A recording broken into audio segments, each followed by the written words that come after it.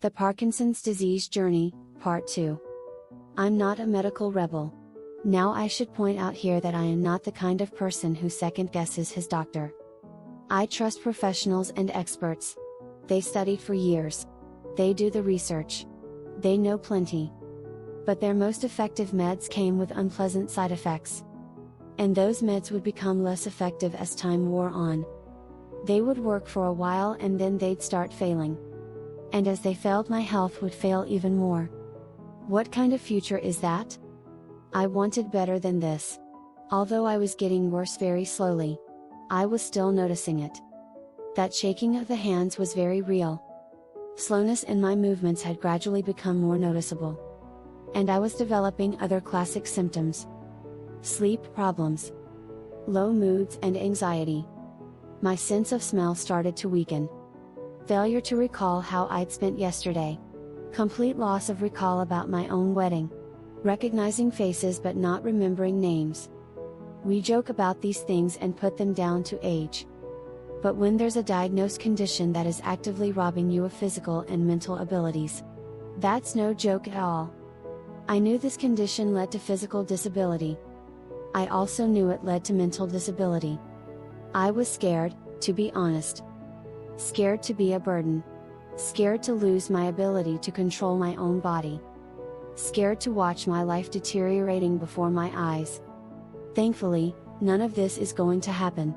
Which is what I want to tell you about now. So let me start by reassuring you of this. I feel fine. Absolutely fine. In some ways, I'm happier and more positive than I was before I got that initial shocking diagnosis. My hands no longer shake. I sleep like a lamb.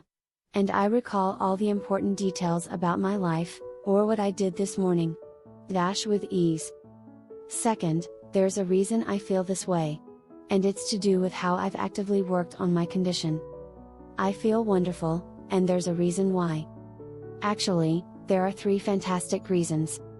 First and foremost, I have tackled the loss of dopamine by working on the underlying cause of that loss. We know that cell loss in the substantia nigra is the direct cause of dopamine loss. I address that cell loss in gentle but powerful ways and so protect dopamine levels. Second, I increase dopamine production in my brain using non-drug methods. Increasing dopamine fights this condition head-on, leading to wonderfully quick improvements. Third, I have taken each of the symptoms of my illness, stiffness, shaking, anxiety and so on, and addressed them directly. I've enacted specific daily habits that make those symptoms reduce to almost nothing. The disease doesn't stand a chance, because this is an illness that can be tackled on so many fronts. Doing what I did meant my overall health actually got better over time. The 3 steps I described provide health benefits that overwhelm the downside of the disease. You deteriorate 1 part because of the illness, but improve 3 parts because of these new, powerful daily habits. More than anything, what I learned is that Parkinson's is not the terrifying, life-destroying diagnosis that so many of us believe it to be. I was able to choose what this illness did to me. And I chose for it to do nothing to me. The key insight. By addressing cell degeneration directly, tackling low dopamine production naturally, and resolving the actual day-to-day effects of the condition. This 3-point approach turns out to be absolutely transformative.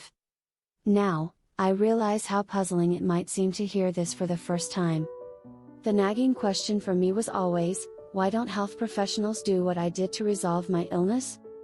It was easy to do, quickly effective and didn't cost me a penny in medical bills. I found out the surprising truth. By actually asking a doctor. We get ill in stages. There are 5 stages of Parkinson's disease. Typically we progress from stage 1 to stage 5. Medicines and therapies slow this progression, but we face the long-term prospect of experiencing them all. Stage 1 is the mildest, and is where most of us discover that we're ill. Stages 4 and 5 are too horrible to go into here. I have learned to slow my progression through the stages to such an extent, that I simply cannot ever reach the later stages. In fact, I expect never to leave stage 1. My progression through the 5 stages is so very slow, that I expect to live out my natural life, into my 80s or 90s, and that won't be enough time for me to reach even stage 2. Because I'm attacking causes and symptoms, I would need to live to be over 100 to give the disease enough time to work through to even stage 2. And this is the key fact, an approach that slows the effects of the disease at its source, and unwinds the symptoms that do occur so that they have little or no effect on us. Means that for years and years to come I might still have a diagnosed illness, yet not notice a single thing about it. The progression of this disease can be delayed by decades. We can avoid deteriorating, and suffering, like we might have done, and instead lead healthy, happy lives. Stay tuned for part 3.